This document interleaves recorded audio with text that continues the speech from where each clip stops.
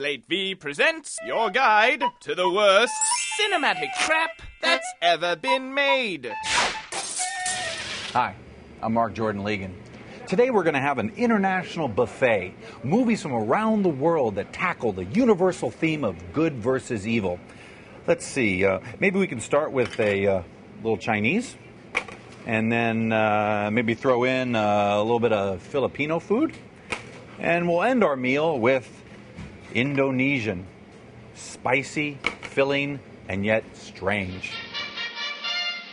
And first up in our international buffet from Hong Kong is the 1980 release Heaven and Hell. Two star-crossed lovers here.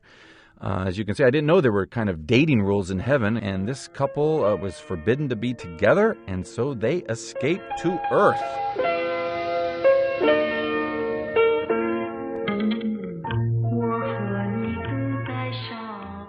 Look at that. They're so in love. We're both teenagers. I don't know. I would not card her. And in what looks like a bad dinner theater production of like West Side Story meets Enter the Dragon, our young new mortal fights for his girlfriend's honor, and by mistake, he gets sent to hell. Oh, wouldn't you know it? There's a line. So truly is hell, ladies and gentlemen. There's a line. But actually, I had no idea that hell basically is a casino and a badly run day spa. And we now grab our passports and travel to the Philippines for a truly, truly fun and bizarre movie it was released in 1983 called The Killing of Satan.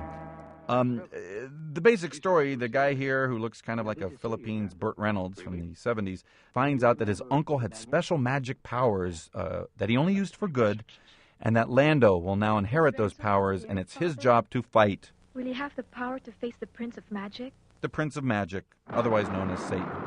So, Satan and his henchmen have kidnapped Lando's daughter. They come to Satan's cave. Now, folks, many snakes were harmed and injured during the making of The Killing of Satan.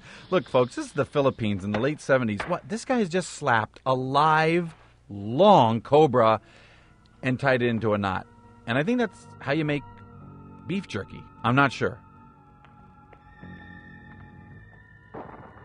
Yeah, look, you have to love this movie. Look at that. That looks like, right now, if I crumpled up some paper and spray painted it gray, it would look like that boulder.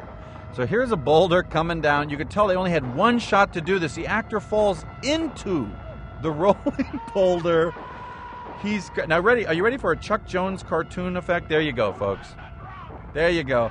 They've obviously put the actor in the ground and, I don't know, laid down a paper doll and rubbed some ragu sauce on it. It's just a dream. Don't worry. It's just some bad special effects.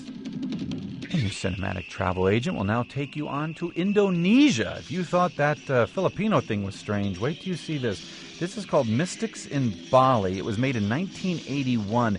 And the Indonesian film industry was kind of big in the 70s, but only within the Indonesian community. And they liked their movies a lot like India did, with a little bit of everything. So the basic plot is about a Western woman. She's supposedly an Australian woman who's come to the island of Bali to study their black magic. An interesting thing about the woman playing the Westerner, she was actually a German tourist on vacation in Bali when I think like the producer's wife saw her and said, "Hey, you want to be in a movie?" And I don't think she had any idea what she was in for.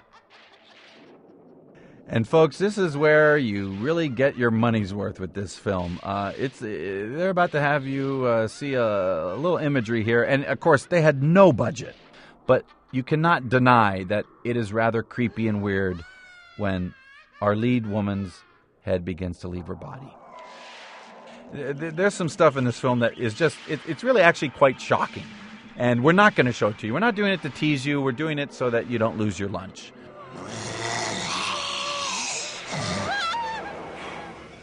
I don't know about you, but I'm full.